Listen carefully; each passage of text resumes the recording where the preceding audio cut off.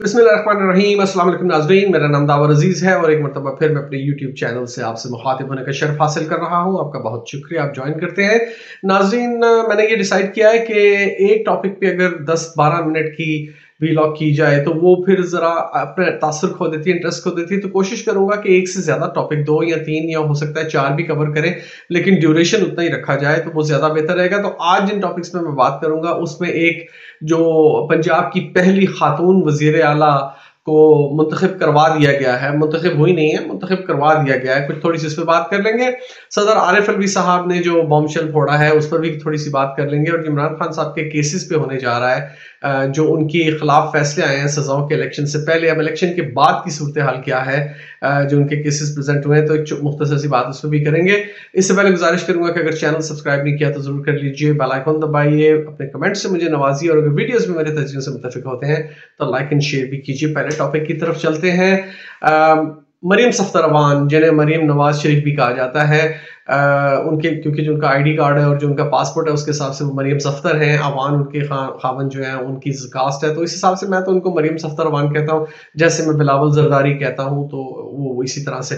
बहरहाल नाम से मतलब नहीं है, काम से मतलब है। तो बिल आखिर वो जो हो के रहना था वो हुआ, जो लंदन प्लान था, लंदन एग्रीमेंट था, उसका ये एक हिस्सा था।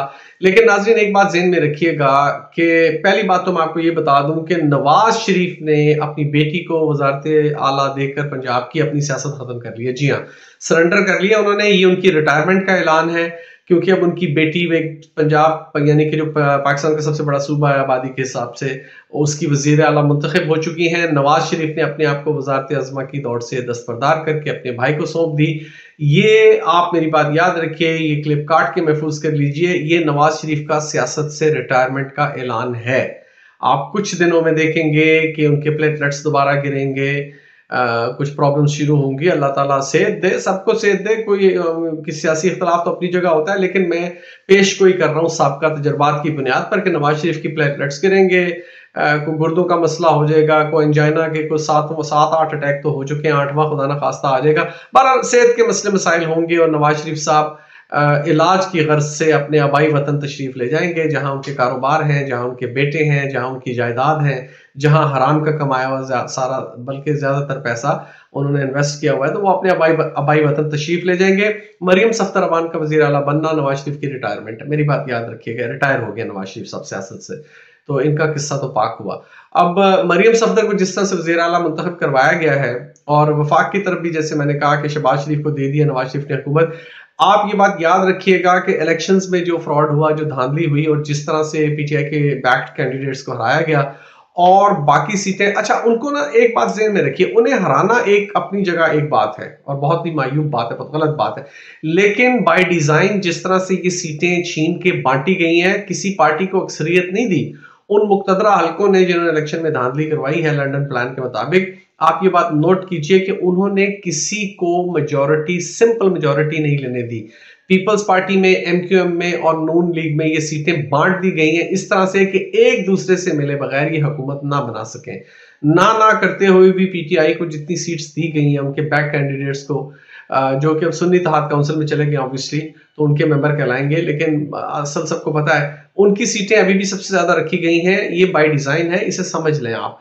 बहुत अगर किसी ने कुछ करने की कोशिश की, मरियम सफ्दर ने या शहबाज शरीफ ने, हालांकि उम्मीद तो नहीं है, ये तो बिल्कुल हिज मास्टर वॉइस टाइप के लोग हैं, लेकिन अगर इन्होंने कुछ करने की कोशिश की तो नाजरीन फिर ये अपोजिशन का हवा इनके सर पर चढ़ाया जाएगा। ये इत्तेहाद वैसे ही टूटेगा जैसे इमरान खान साहब की हुकूमत गिराने के लिए उनकी छोटी छोटी इत्तेहादी जमातों की ब्लैकमेलिंग के जरिए से वो इत्तेहाद खत्म कर दिया गया था। तो ये चीज बहुत वाजे है कि बाय डिजाइन ये सीटें हर पार्टी में इस तरह से बांटी हैं कि किसी पार्टी को सिंपल मेजोरिटी भी ना मिल सके।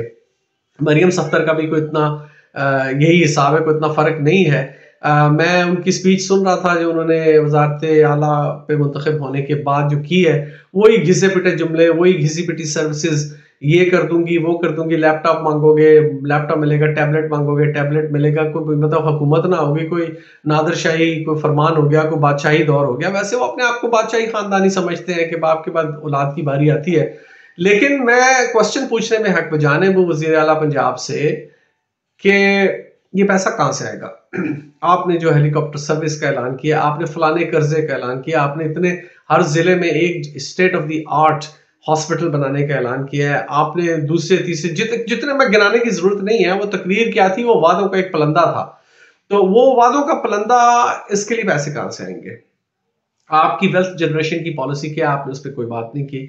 वफाक से आपको कैसे पैसे मिलेंगे? क्योंकि वफाक के पास तो जहर खाने के लिए भी पैसे नहीं है। और अब तो और बुरा हाल हो चुका है। ये जो टिकट टेकर गवर्नमेंट थी PDM2, कैसे आएंगे पैसे, कहाँ से आएंगे, इसका कोई जिक्र नहीं था। मेरी नज़र में इंतहाई मायूस कुन तकरीर थी, क्योंकि उन्होंने वादे तो बहुत बड़े बड़े किए, सब्ज बाग तो बहुत दिखाए, लेकिन ये सब्ज रंग पेंट करने वाला आएगा कहाँ से, इसके बारे में उन्होंने कोई बात नहीं की। वेल्थ जनरेशन की कोई बात नहीं की, टैक्सेस के निज़ाम पर कोई ऐसी खास बात नहीं, कुछ नहीं। तो ये वही जो शरीफ खानदान के पुराने लारे लप्पे हैं, ये वही थी। इससे ज़्यादा कुछ इससे तवक्को भी नहीं की जा सकती। बात उसके बाद सदर आरिफ अलवी के ऊपर बात करते हैं। नाजरीन, सदर आरिफ अलवी साहब ने आर्टिकल के मुताबिक आइन के बिल्कुल दुरुस्त फैसला दिया है। उनकी इस बात से किसी को इनकार नहीं हो सकता। वो अलहदा बात है कि अदालतें भी उनकी, हुक्मरान भी उनके, वकला भी उनके, पुलिस भी उनकी, ब्यूरोक्रेसी भी उनकी, तो फैसला भी उनका। ये उनका कौन का है, ये मैं बात नहीं करना चाहता। ये आप सब मुझसे बेहतर समझते हैं, तो उस बात को रिपीट करने की जरूरत नहीं है।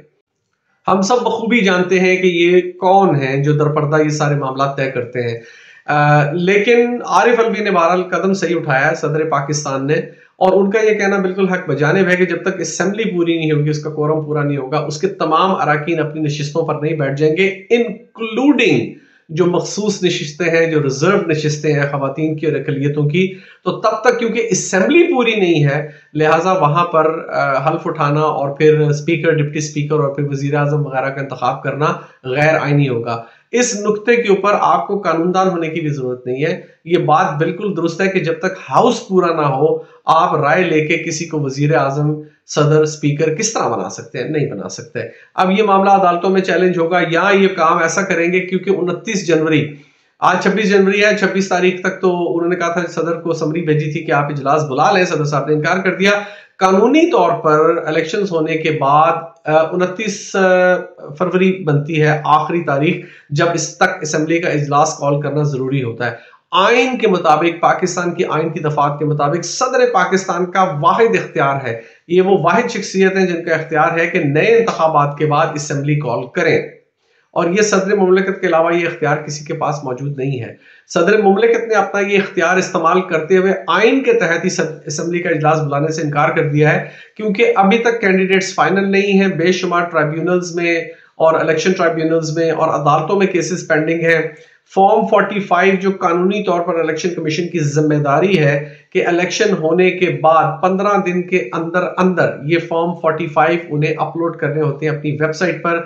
आज 19 दिन गुजर चुके हैं और उन्होंने वो फॉर्म 45 अपनी वेबसाइट पर अपलोड नहीं किए। तो ये अगेन कानून और आइन की सरीहन खिलाफ वर्जी हुई है यहाँ पर। तो वो सदर मुमलिकत अपनी तरफ से हक बजानिब है, उन्होंने बिल्कुल दुरुस्त फैसला किया है और ऐसे ही होना चाहिए था। लेकिन ये अदालतों में चैलेंज होगा, या इवन अदालतों में भी बाद में चैलेंज होता रहेगा, कानूनी शिक को पूरा करने के लिए, कानूनी रिक्वायरमेंट को पूरा करने के लिए। आप देखेंगे कि स्पीकर कौमी असेंबली, जो पिछली असेंबली का स्पीकर था, क्योंकि उसका ओहदा बहरहाल मौजूद रहता है असेंबली बर्खास्त होने या टूटने के बाद भी, तो वो कॉल कर लेगा, किसी और से कॉल करवा लेंगे, लेकिन ये कॉल जरूर करवाएंगे। 29 जनवरी, माफ कीजिएगा, 29 फरवरी को ये कॉल करवाएंगे और ये वो कानूनी शर्त पूरी करने के लिए ये काम लाजमी करेंगे। अदालतों में क्या होता रहेगा बाद में, वो बाद में देखी जाएगी, लेकिन ये काम करेंगे। बाहर सदर आरिफ अलवी ने एक बहुत बड़ा पत्ता खेला, लेकिन मेरी नजर में भी ये आरिफ अलवी साहब ने सिर्फ गोंगनुओं से मिट्टी झाड़ने वाला काम किया है। अगर वो कुछ करना चाहते तो उस वक्त इलेक्शन की तारीख देते, जब उन्हें कानूनदानों ने भी मशवरा दिया था कि आपका इख्तियार है कि जब असेंबली तोड़ दी गई है तो अब आप इलेक्शन की तारीख दें। लेकिन उन्होंने ये मामला इलेक्शन कमीशन को रेफर कर दिया, क्योंकि एक मशकूक आर्टिकल, जो मशकूक कानून जो जल्दी जल्दी में पास किया था उस 2 नंबर PDM असेंबली ने, उसके तहत ये इख्तियार इलेक्शन कमीशन को दे दिया गया था, जो कि आइन से मुतसादिम है। बहरहाल ये सारे केसेस अदालत में चल रहे हैं। जब वक्त आएगा, जब कोई इंसाफ पसंद जज कुर्सी पर बैठेगा, तो वो इंसाफ पसंद फैसला देगा। इस अदलिया से, जो मौजूदा अदलिया है आपकी सुप्रीम कोर्ट, इससे तवक्को अब्स है। लेकिन उसके बावजूद PTI को अपने तमाम कानूनी कार्ड जरूर खेलने चाहिए ताकि कल को ये बात सनद में रहे और ये रिकॉर्ड में रहे कि किस तरह से आइन कानून की धज्जियां उड़ाई गई थी। इमरान खान साहब के केसेस पे चलते हुए बात कर लेता हूँ, थोड़ी सी ज्यादा वक्त नहीं रह गया। वाज़ेह फर्क नजर आया मैं 8 फरवरी से पहले जिस तरह से उन्हें डील किया जा रहा था कि तारीख पे तारीख 2-2 हफ्ते की तारीख दे दी जाती थी, फिर 2 हफ्ते के बाद बारी आती थी तो जज साहब बीमार हो जाते थे, जज साहब मौजूद नहीं होते थे, जज साहब मौजूद होते थे तो फैसला करते थे तो फैसला महफूज हो जाता था, फिर वो महीनों के बाद सुनाया जाता था। तो ये हमने सब कुछ देखा, यानी कि हर किस्म का डिलेइंग टैक्टिक्स इस्तेमाल किया गया कि इमरान साहब खान साहब को ज्यादा से ज्यादा जेल में रखा जाए।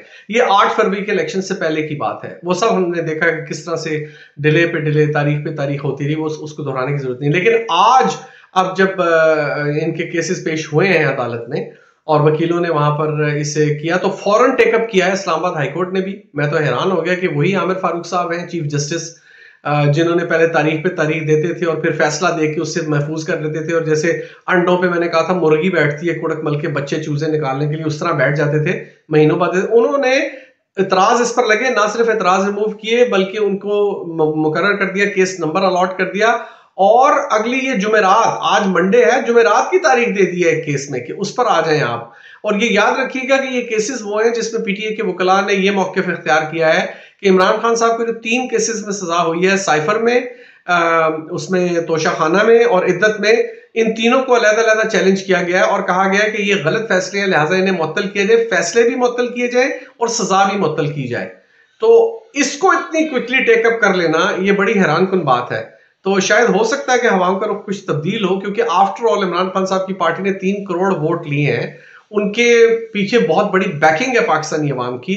और अब मुक्तदरा हल्कों को भी ये सोचना पड़ रहा है कि अगर हम बिल्कुल ही दीवार से लगा के पीसना चाहेंगे पीटीआई को तो इसका बहुत बड़ा रिएक्शन ना आए, कोई ऐसा ना हो कि लावा फटे और अरप्शन इतनी बड़ी हो कि फिर किसी से संभाली ना जाए।